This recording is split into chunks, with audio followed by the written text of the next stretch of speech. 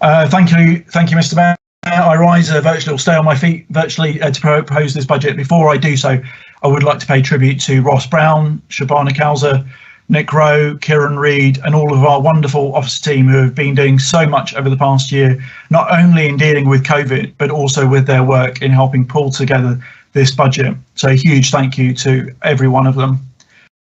Every year we set a budget, but Mr. Mayor, why do we do so? Well, we do so because every councillor in this virtual chamber came into politics wanting to make a positive difference to the lives of the residents we represent.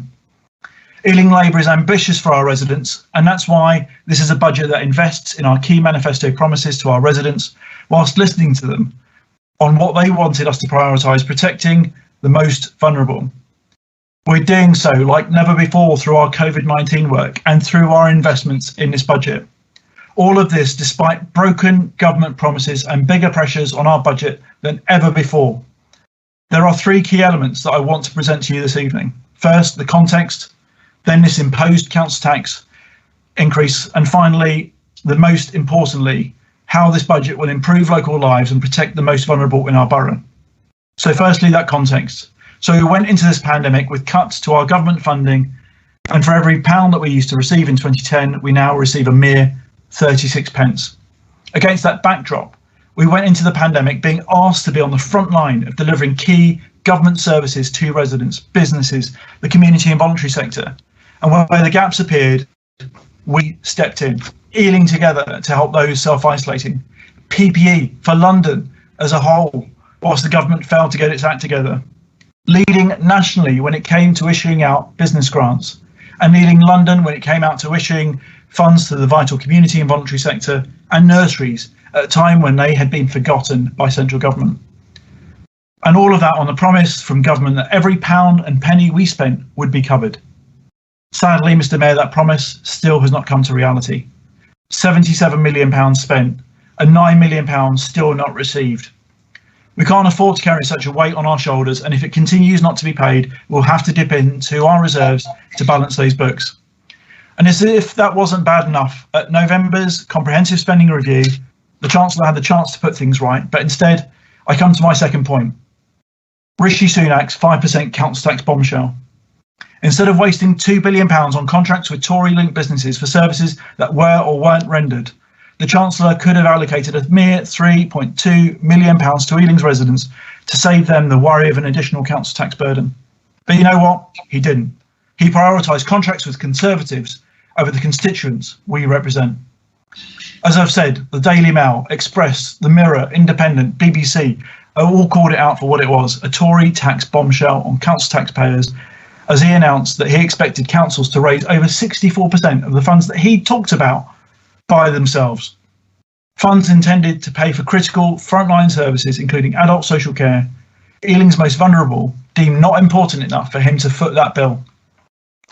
For every Tory we hear tonight, Mr. Mayor, during their speeches, who has something to say about the council tax increase, I want to hear from them also. Where would their axe fall to cut £7.24 million worth of frontline services? Which young people will be left behind? Which elderly people will be left forgotten? Tell us, because the residents of Ealing need to know, if you're going to vote against this budget this evening, who is going to be impacted? Where is the axe going to fall? But lastly, Mr. Mayor, you know me, I like to end on a positive. So despite all the challenges, this is a budget of investment. I started by talking about why we are here and presenting this budget. The why is all around us, and it was reiterated when we held our multiple engagement sessions in December and earlier this month, speaking to residents, businesses and the community and voluntary sector. Their top priority for us was to protect the most vulnerable, and a vote for this budget means that we would do exactly that. Mr. Mayor, the choice this evening is simple, stark and clear. A vote for this budget means a vote to build genuinely affordable homes through Broadway living for the thousands of families who so desperately want to just have a place that they can call home in their borough. It means a vote to extend our progressive council tax support scheme that will help those sadly hit by the economic fallout of COVID and provide that safety net to those at a time when they most need it. And we've already seen the numbers of people applying for that significantly increase over the past year. A vote for this budget will provide council tax exemption for our care leavers. A vote for this budget will invest almost £15 million into young people services, including supporting children with special educational needs and disabilities. A vote for this budget will invest in our disabilities facilities grant.